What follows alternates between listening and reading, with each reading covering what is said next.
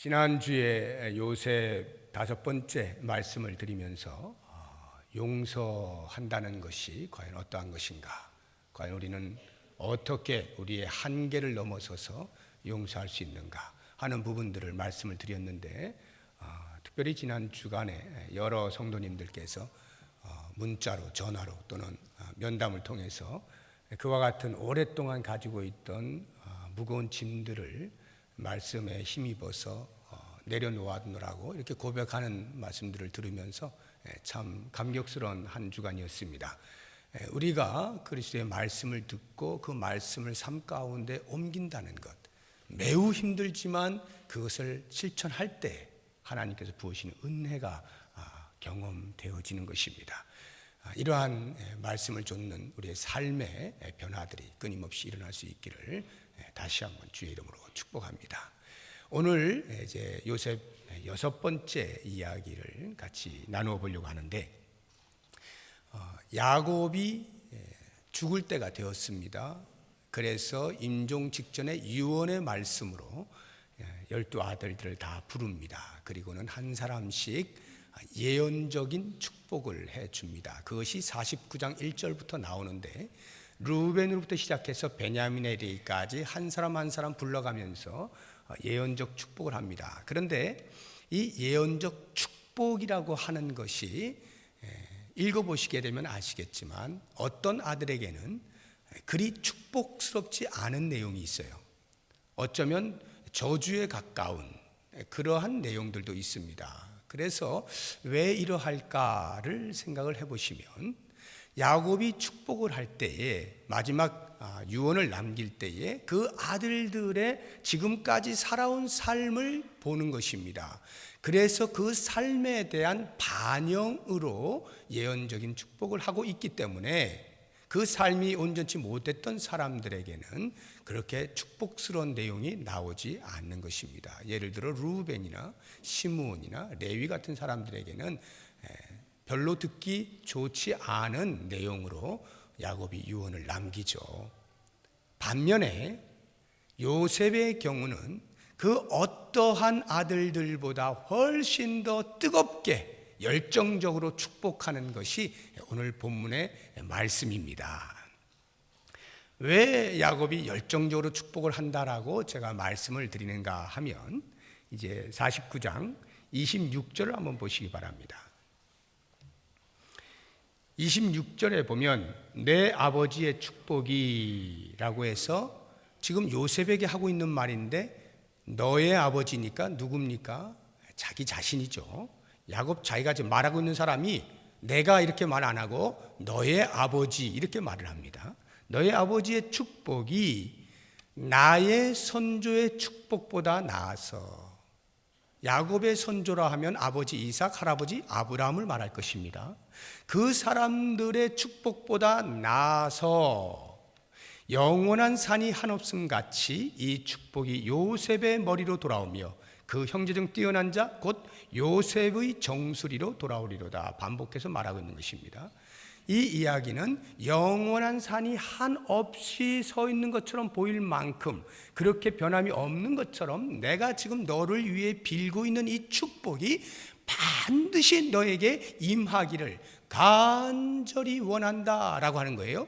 그 간절함을 담는데 나의 축복이 내 선조의 축복보다 나은 그것으로 빈다라고 하는 것입니다. 이게 무슨 말이냐 하면, 야곱은 자기의 삶 가운데에서 아브라함도 하나님을 만났고 이삭도 하나님을 만났고 나름대로 경험한 것들이 다 있지만, 자기 스스로는 자기를 볼 때에 나는 적어도 아브라함 할아버지, 아버지 이삭보다도 더 처절한 가운데에서 하나님을 만났다라고 하는 생각이 있는 것입니다. 그도 그럴 것이, 야곱은 지지리도 말을 안 들었잖아요.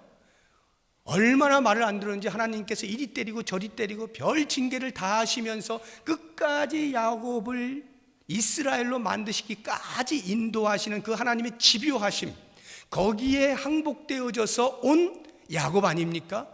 그러니까 하나님의 신실하심에 대하여 다른 누구보다 더 많이 체험하는 겁니다. 나 같은 것을 놓지 아니하시고 여기까지 오게 하시고야 말다니, 그 하나님은 놀라우신 분이다. 그렇게 경험되어진 하나님을 향하여서 하나님 아시죠? 저를 만나주신 하나님, 제가 이 아들을 위해서 축복하는데 꼭 복을 내려주십시오. 이러한 간절함으로 요셉을 위해서 축복을 하고 있는 것입니다. 그렇다고 한다면 이 야곱의 축복이라고 하는 것은 요셉이 그러한 삶을 살았다라고 하는 거예요. 그래서 그 삶에 대하여 반영하는 것으로 축복의 내용이 나오는 것입니다. 그러므로 오늘 우리는 야곱의 축복을 보면서 요셉이 과연 어떠한 삶을 살았는가, 어떠한 복을 받았는가 하는 것을 알고자 하는 것이고요. 그 다음 중요한 것은 그렇게 요셉이 받은 축복이란 요셉에게만 국한되어진 것이 아니라 바로 오늘 나에게도 그와 같은 복을 받을 자격이 있다는 것을 알게 하는 것이고, 그래서 우리가 그러한 복을 받도록 마음을 여는 것이고 그러한 복에 대한 비전을 보는 것입니다. 이것이 오늘 말씀의 핵심인데요.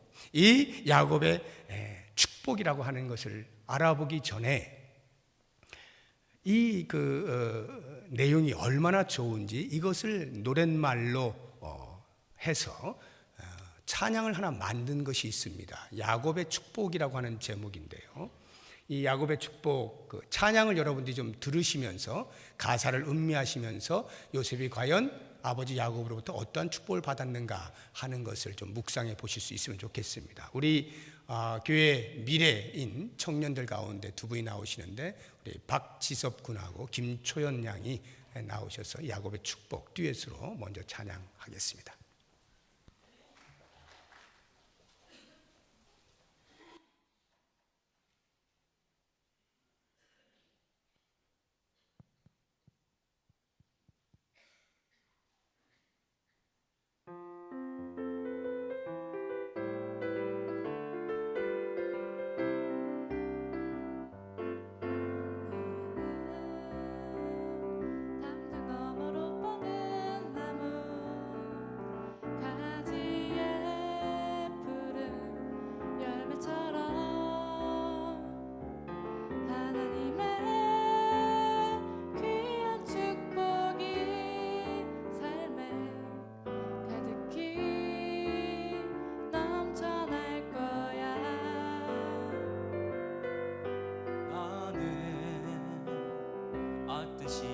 와도 능히 이겨낼 강한 발이 있어. 전능하신 하나님께서 너와 언제나 함께 하시니 너는 하나님의 사랑, 아름다운 하나님의 사랑. 나는 널 위해 기도하며 내 길을 축복할 거야. 너는 하나님의 선물, 사랑스러운 하나님의 열매, 주의 품에 꽃 피운 나무가 되어줘. 너는 담장 너머로 뻗은 나무, 가지에 푸른 열매처럼 하나님의 귀한 축복이 삶에 가득히 넘쳐날 거야. 너는 어떤 시련이 와도 능히 이겨낼 강한 발이 있어. 전능하신 하나님께서 너와 언제나 함께 하시니 너는 하나님의 사랑, 아름다운 하나님의 사랑. 나는 널 위해 기도하며 내 길을 축복할 거야. 너는 하나님의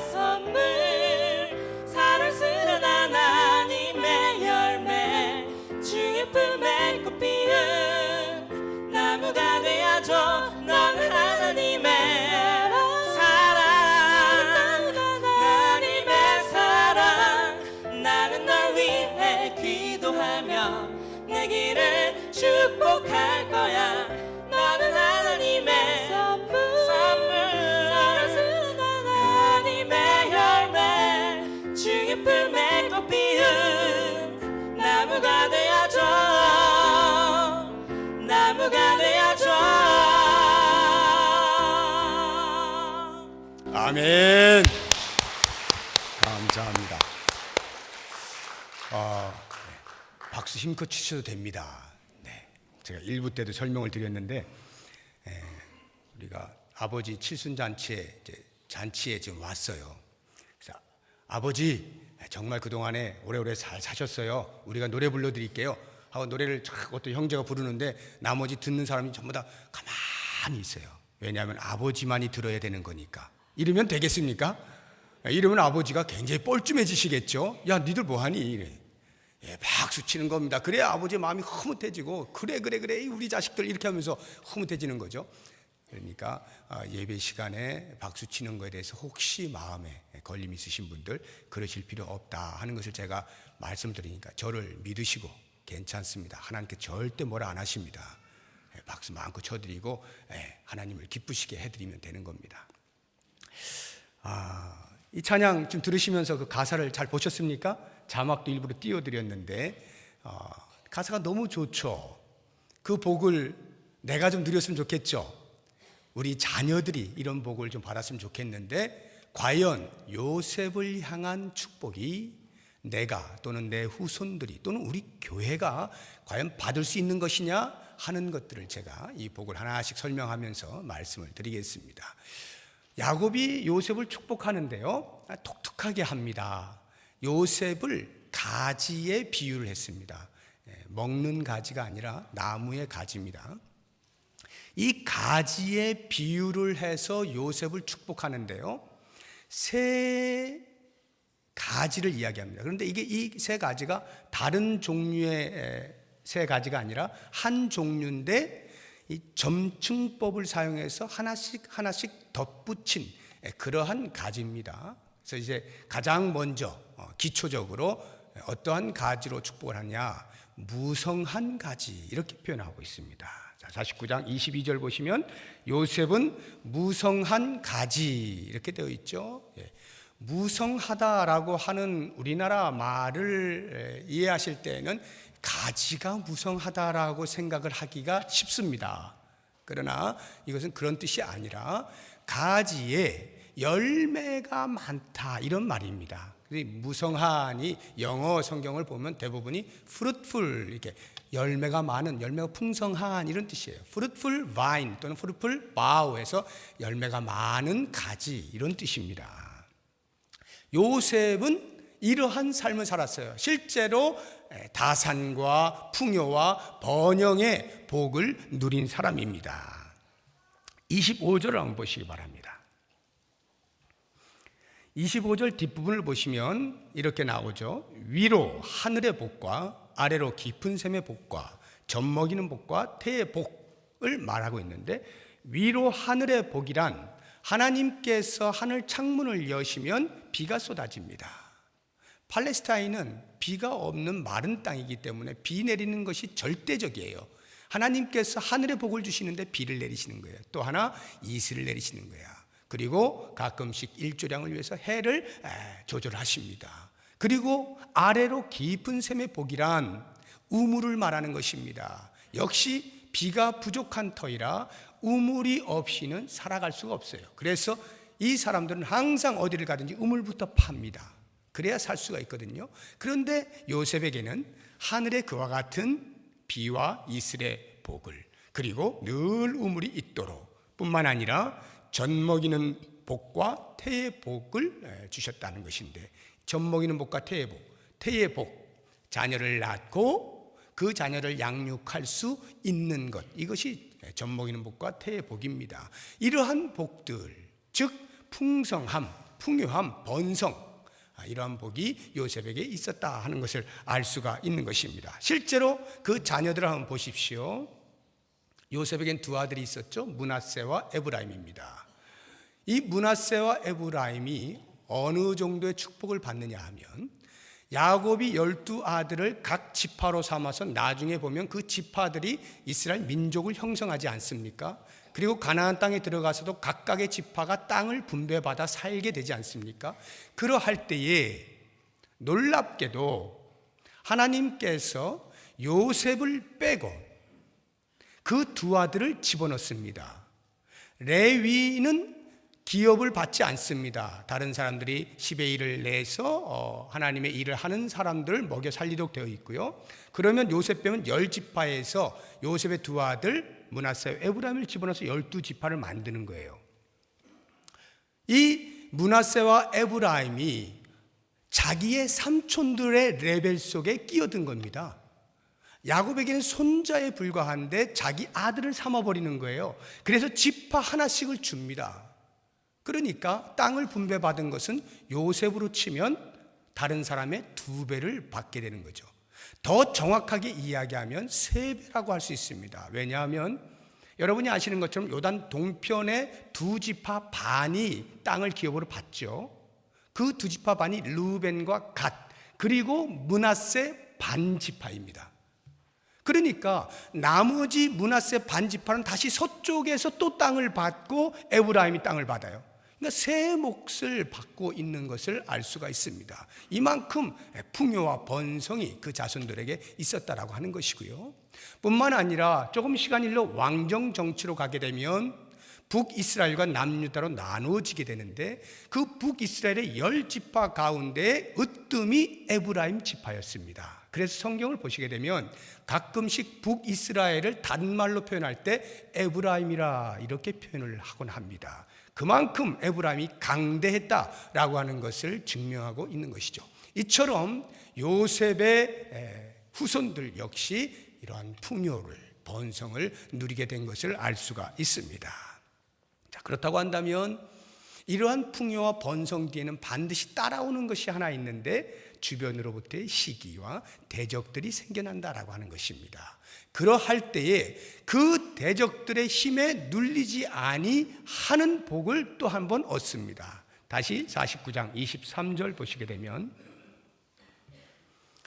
활 쏘는 자가 그를 학대하며 적개심을 가지고 그를 쏘았으나 주변에서 지금 공격을 하는 겁니다. 그런데 24절 보면 요셉의 활은 도리어 굳세며 그의 팔은 힘이 있다는 것이죠. 그래서 그들을 물리친다는 거예요. 실제로 요셉의 삶을 보십시오. 요셉의 형들이 그를 시기하여서 애굽에 팔아넘겨서 인생 끝났다라고 여기지 않았습니까? 그런데 오히려 요셉의 활이 더 센 거예요. 요셉은 그것을 넘어서서 애굽의 국무총리가 되어 오히려 형들로부터 절을 받는, 형들을 다스리는 자리에 있게 되는 것을 보지 않습니까? 이런 것들을 보게 되면 저는 이 말씀을 보면서 요셉이 받은 축복, 그 풍요와 이 다스림의 축복은 가만히 보면 하나님께서 최초로 아담과 하와를 당신의 형상대로 지으시고 그들에게 복을 주시면서 말씀하신 내용과 일치한다는 것을 발견할 수가 있습니다. 과연 그러한지 우리가 한번 찾아보겠습니다. 1장을 가보십시오. 창세기 1장 제일 앞에 창세기 1장 27절입니다.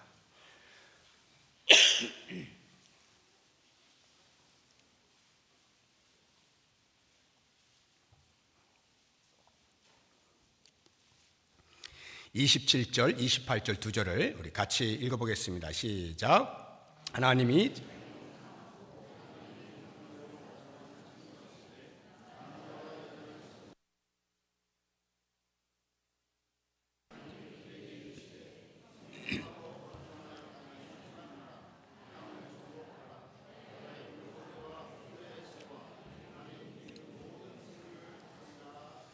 아멘.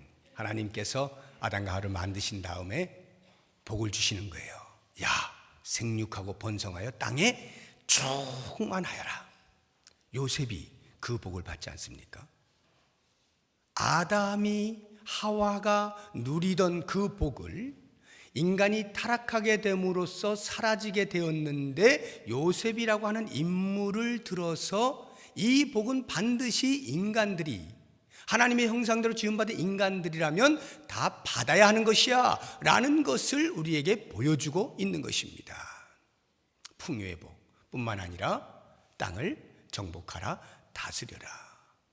요셉을 통하여 그것을 잘 보여줘요. 이 말은 요셉에게만 국한되어진 복이 아니라 이것이 바로 모든 인류가 그러한 복을 받으며 살기를 원하시는 하나님의 소원이 있다 하는 것을 창세기 1장 27절 28절 통해 우리에게 들려주고 있는 거예요. 그러므로 타락한 인간들에게선 도저히 이 복을 찾아볼 수 없지만 우리는 그리스도 안에서 새로운 피조물이 되었잖아요.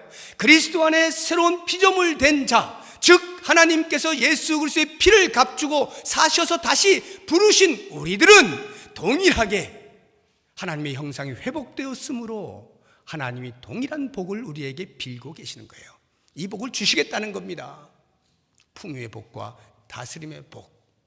요셉이 받았던 그 복은 다름 아닌 바로 내가, 우리의 가족이, 우리의 후손들이, 우리 교회가 받아야 할 복인 것을 말씀하고 있는 것입니다. 그러므로 이제 여러분, 내가 이런 복을 받자, 열매를 풍성히 맺는 복을 받자,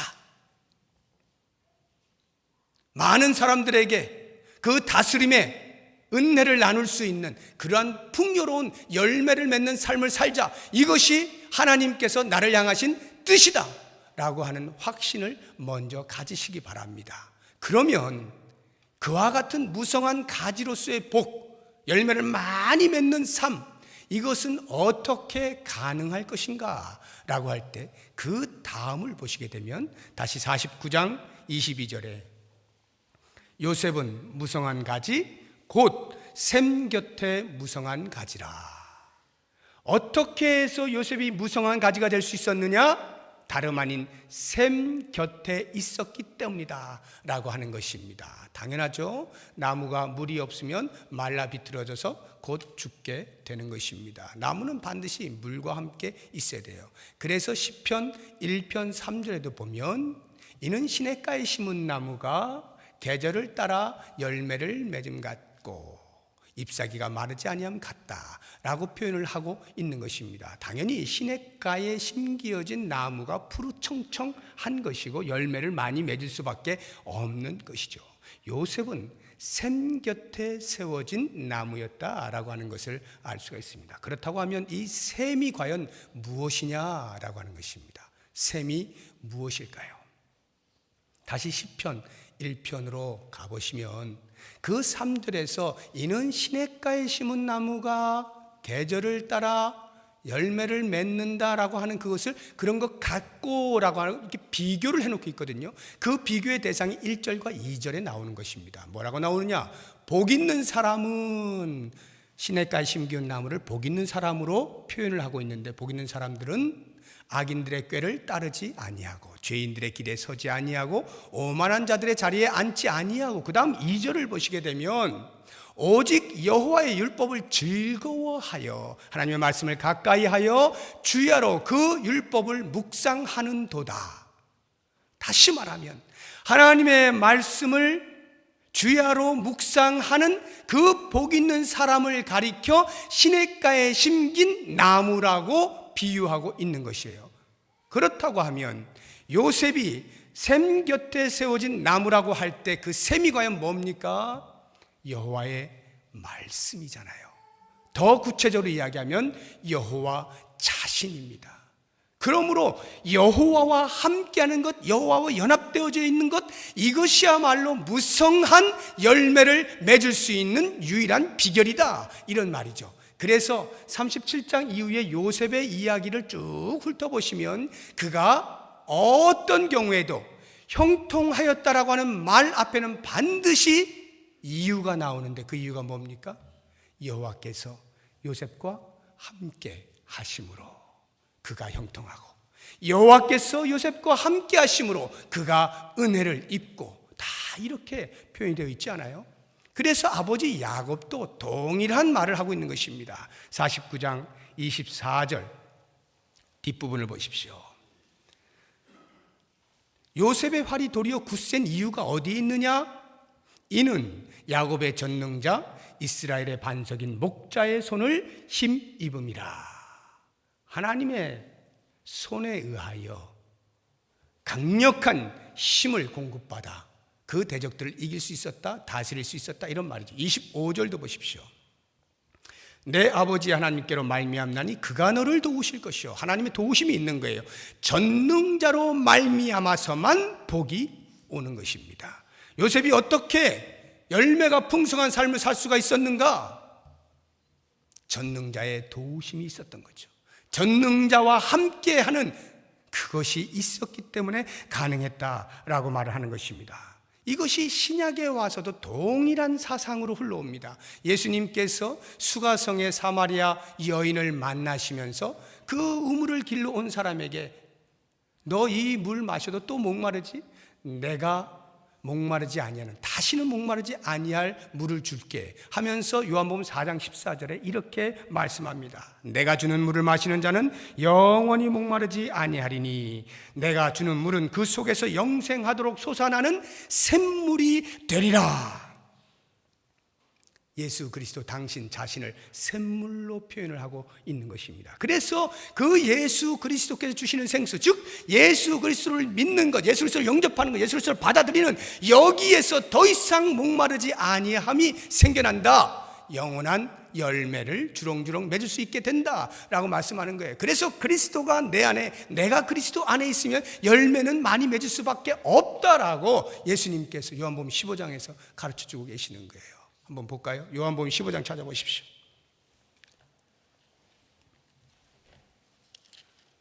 요한복음 15장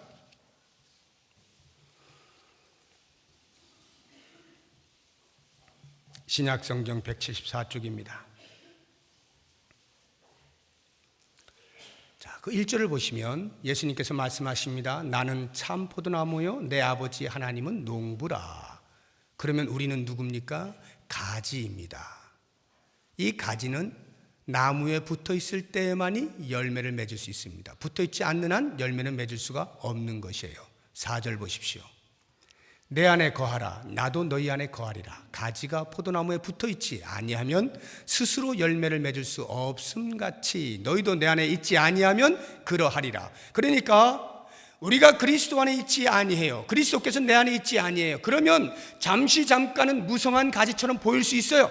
우리의 실력으로, 우리의 노력으로 잠시 잠깐 사람들 앞에서 무성한 가지처럼 많은 열매를 맺는 삶을 사는 것처럼 보일 수 있어요. 그러나 그 삶은 한계가 있다는 거예요. 곧 머지않아 시들어 버린다는 겁니다.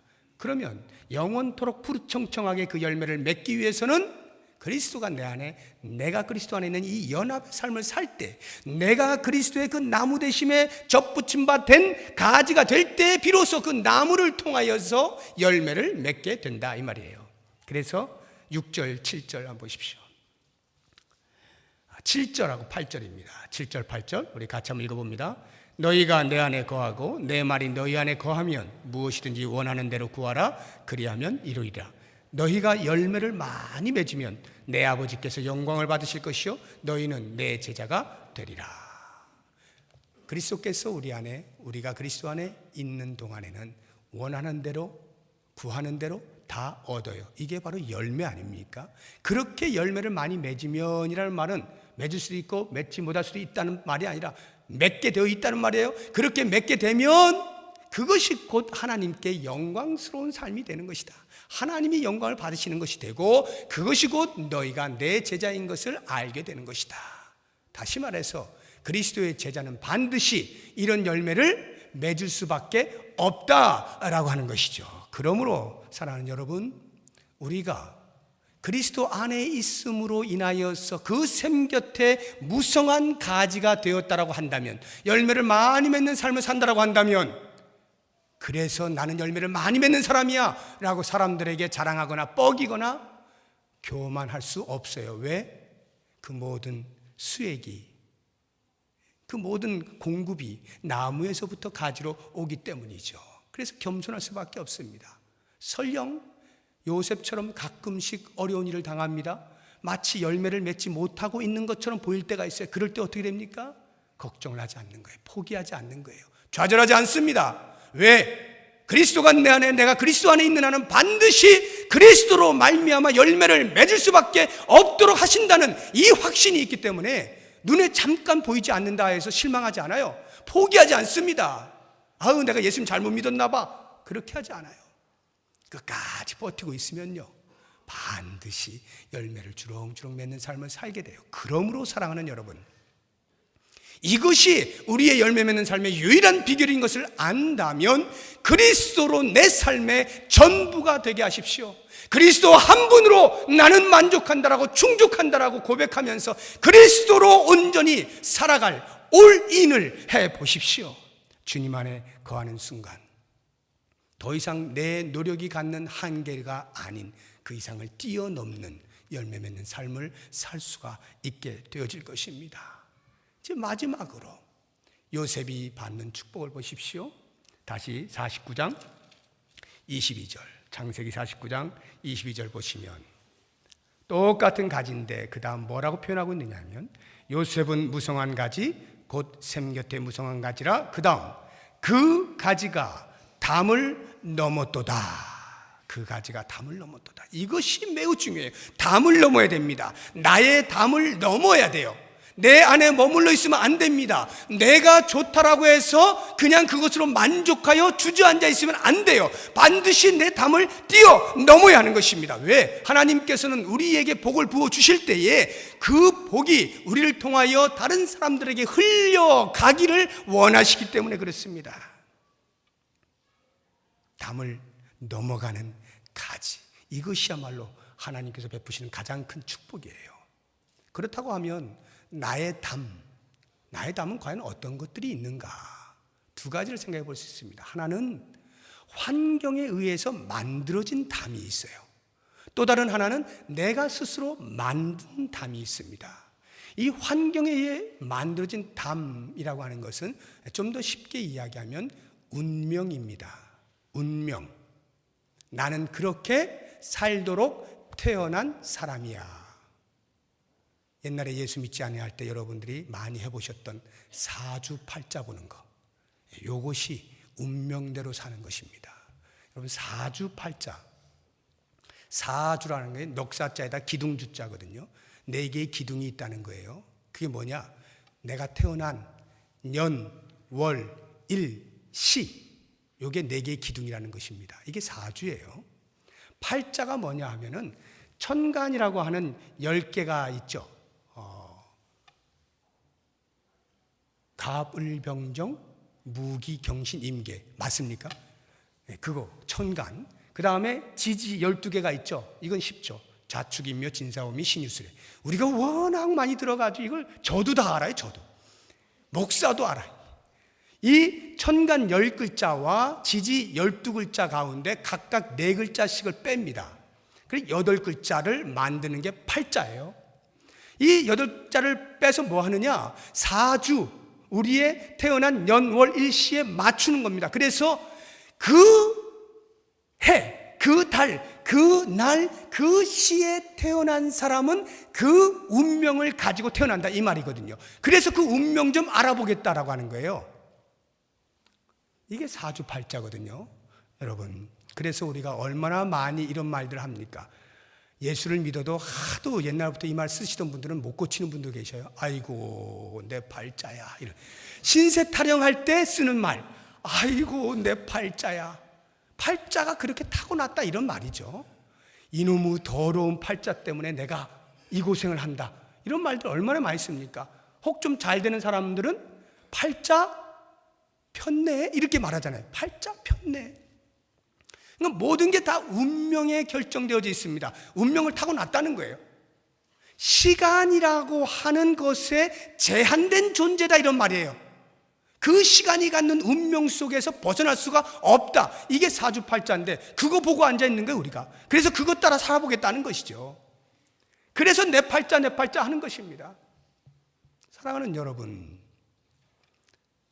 자기의 환경이 만들어 놓은, 환경에 의해서 만들어진 담 속에 갇혀 있는 것이 운명론적으로 사는 사람들이에요. 나는 그렇게 살 수밖에 없어. 만약에 요셉이 그런 삶을 살았다라고 한다면 어떻게 되겠어요? 형들에 의해서 애굽으로 팔려갈 때 이런 내 팔자야, 죽고 싶죠. 형한테 팔려가는 신세, 뭘 더 살고 싶겠어요? 보디발의 집에 갔습니다. 얼마나 열심히 일했는지 보디발에 의해서 인정을 받아서 가정 총무가 되었습니다. 살만했습니다.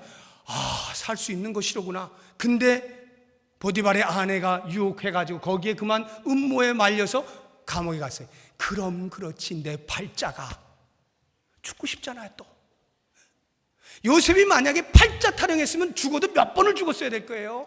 운명대로 살아가는 존재라고 생각했다면 벌써 죽었을 것입니다. 그런데 요셉이 어떻습니까? 그 모든 팔자들을 다 넘어가고 하나님께서 예비해 놓으신 섭리를 따라서 결국에는 국무총리 되지 않습니까? 운명은 정해져 있는 게 아니에요. 하나님께서 만약 정하신다면 정하실 수 있을까? 누구에 의해서 정해져 있는 게 아닙니다. 그래서 그 운명 따라서 살아가는 게 아니에요. 하나님께 당신의 형상대로 지음받은 존재들이 얼마든지 풍성한 열매들을 맺으며 살아갈 수 있기를 소망하고 계시는 거예요. 그러한 가슴 뿌듯함이 우리의 비전이 되어야 되는 것입니다. 그래서 우리의 환경이 만들어 놓은 그 담 안에서 끙끙거리고 있는 게 아니라 그 담을 뛰어넘는 거예요. 뛰어넘는 거예요. 요셉이 가나안 땅을 뛰어넘지 않습니까? 아무도 그걸 몰랐어요. 그런데 알고 보니 가나안 땅을 뛰어넘어서 애굽으로 가게 된 것입니다. 아무도 몰랐습니다. 요셉은 목동이었어요. 그런데 그 목동의 자리에서 뛰어넘어서 어디로 갑니까? 국무총리의 자리로 가는 거예요. 놀라운 일 아닙니까? 환경의 담을 뛰어넘어야 하는 겁니다. 사랑하는 여러분, 나는 인생이 이거야 이렇게 생각하고 계시는 거 있습니까? 아무리 발버둥 쳐도 이거 뭐 헤어나올 수가 없어, 내 팔자가 이건가 봐, 그런 생각하고 계시는 분 계십니까? 그 환경 얼마든지 뛰어넘을 수 있습니다. 왜? 하나님께서 뛰어넘게 하시기 때문이에요. 샘 곁에 무성한 가지로 놔두지 아니하셔요. 하나님은 반드시 그 담을 넘어가게 만드시는 것입니다. 두 번째, 내 안의 담이라고 하는 것은 내가 스스로 만들어 놓은 담인데, 내가 스스로 만든 담이라고 하는 것은 다름 아닌 자기를 중심적으로 사고하는 것과 자기를 중심적으로 생활하는 방식을 일컫는 것입니다. 이기적인 그러한 담을 뛰어넘는다, 이런 말입니다. 요셉이 어떤 사람이었을 것 같습니까? 처음에 물론 뭐 착한 사람이었겠죠. 그러나 가만히 들여다보면 요셉은 참 이기적인 사람이었어요. 자기의 담 안에 갇혀 있었던 사람입니다. 적어도 애굽에 팔려가기 전까지만 해도. 왜냐하면 아버지 야곱이 얼마나 사랑했어요? 자기 혼자 특별히 사랑을 받았다는 것을 본인이 모를 리가 없어요. 왜? 자기만 채색 옷을 입었으니까. 형들은 전부 목동일 하느라고 그런 후지길구레한 그러한 옷 입고 있는데 자기는 채색 옷 입고 있는 거예요. 고관 대작이나 입고 있는 그러한 비단을 입고 앉아 있는 것입니다. 그러니 자기가 얼마나 아버지에게 사랑을 받고 있었다는 것을 알 수가 있죠. 그럼에도 불구하고 채색 옷을 벗지 않습니다. 난 형들한테 너무 미안해, 형들 보기에 너무 미안해, 벗지 않아요. 늘 입고 있었어요. 자기 중심적, 자기의 담 안에 갇혀 살고 있었습니다. 뿐만 아니라 그가 꿈을 꾸었을 때 형들에게 가장 먼저 달려가서 이야기하지 않습니까? 형들이 나한테 저래. 얼마나 자기 중심적입니까? 도무지 그 형들을 배려하지 않는 거예요.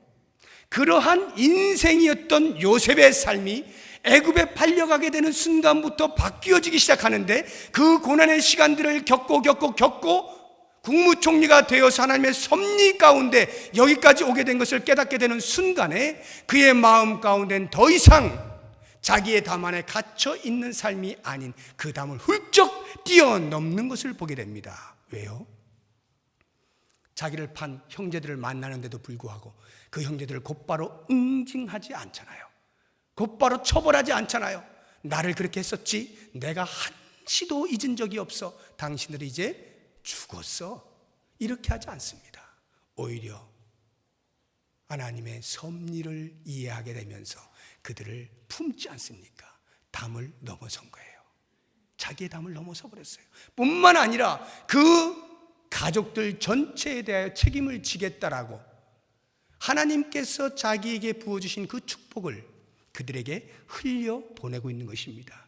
그래서 모든 아버지 야곱의 식구들 다 애굽으로 초청하잖아요. 그 기근으로 죽을 수밖에 없는 사람들을 애굽으로 다 초청해서 고센 땅이라고 하는 곳에 따로 떼어서 살아갈 수 있도록 만들지 않습니까?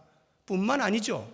요셉을 통하여서 전 세계가 기근 속에 있었던 그 수없이 많은 사람들에게 창구를 개방하면서 그들에게 먹을 양식을 나누어 주고 있잖아요. 요셉의 인생이 자기에게로 국한되지 아니하고 하나님께서 부어주신 그 복을 다른 사람들에게 흘려 보내주고 있다 하는 것을 알 수가 있을 것입니다. 그러므로 사랑하는 여러분, 우리의 인생은 하나님께서 이런 인생으로 만드시고야 말겠다라고 이미 그리스도를 통하여 믿는 순간에 우리들 그렇게 작정하셔 부르신 거예요. 그러니까 이것은 예외가 없는 거예요. 내가 적어도 예수를 믿고 있는 한은 내 인생은 그렇게 살게 되어 있어요. 샘 곁에 무성한 가지로 담을 넘어가게 되어 있습니다. 나 혼자만의 문제가 아니라 모두의 문제로 아버지께서 나에게만 축복하시는 것이 아니라 모두에게 그 축복을 흘려보내주시는 것으로 눈을 뜨게 되어 있어요. 그래서 내 삶에서 내가 혹시 많이 배웠습니까? 그 배운 것으로 다른 사람을 도와줘야 됩니다. 내가 혹시 다른 사람보다 좀 많은 물질이 가지고 있습니까? 그것으로 나누어야 됩니다. 내가 다른 사람보다 좀 잘하고 있는 것이 있습니까? 그것으로 못하는 사람들을 돕는 것입니다. 복을 나누는 거예요. 축복을 흘려보내는 것입니다. 이것이 하나님께서 우리에게 원하시는 삶이고 그것이 우리의 삶에서 가장 복된 삶인 것입니다. 그렇다고 한다면 사랑하는 여러분, 이제는 내 것이 내 것이 아니요 아버지께서 나누라고 주신 것임을 기억하면서 보다 더 풍성하게 나누었으면 좋겠습니다. 이것은 개인뿐만 아니라 교회적으로도 마찬가지예요. 올해 우리가 봉사의 해입니다. 충성과 자원함으로 섬기게 하소서. 교회 안에서의 어떤 섬김에 대한 표현입니다만 밖으로 흘러나간다라고 할 때 우리 교회 식구뿐만이 아니라 밖으로 흘러나간다라고 할 때 그와 같은 책임이 우리에게 있는 것입니다. 그래서 설날과 이번 추석에 우리 교회는 비록 미미하지만 구청에 좀 힘든 사람들에게 나누어 줄 수 있도록 쌀을 지원을 했습니다. 제 마음속에는 그런 일들이 1년에 한두 번이 아니라 정말 풍성하게 흘러 넘칠 것을 제가 꿈꾸고 있습니다. 우리 교회는 그렇게 할 수 있어요. 왜? 하나님께서 그렇게 하도록 하시고야 말 것이기 때문입니다. 하나님의 교회는 그렇게 복을 흘려보내며 살도록 되어 있어요. 그래서 이 교회가 이곳에 있는 한 이 주변이 복을 받도록 되어져 있는 것입니다. 그러한 소망을 가지고 세상을 바라보게 될 때 우리는 보다 더 우리의 삶에 대한 가치를 발견할 수 있게 되는 것입니다. 사랑하는 성도 여러분, 모쪼록 요셉이 받았던 이 축복, 요셉이 살았던 이 삶은 요셉이 아닌 바로 내가, 우리 교회가 누려야 할 복인 것을 기억하시고 언제나 주님 안에 거함으로 무성한 가지가 되어 그 가지로 세상을 덮을 수 있는 놀라운 축복된 삶이 우리 모두에게 있기를 주의 이름으로 축복합니다. 기도하겠습니다. 하나님 아버지, 감사합니다. 우리를 부르실 때 그냥 부르지 아니하시고 이런 놀라운 축복된 삶을 살도록 목적하며 부르신 것 감사합니다. 혹이나 우리가 바로 깨닫지 못함으로 지금까지 그 복을 누리지 못하였다고 한다면 이제 말씀을 붙잡고 주여, 제 인생이 그러한 인생이었군요 고백하며 그 인생이 되어지도록 날마다 주 안에 거하면서 풍성한 열매를 맺고 많은 사람들에게 그 열매를 나누어주는 가치 있는 삶을 살게 하여 주시옵소서. 예수님의 이름으로 기도드립니다. 아멘.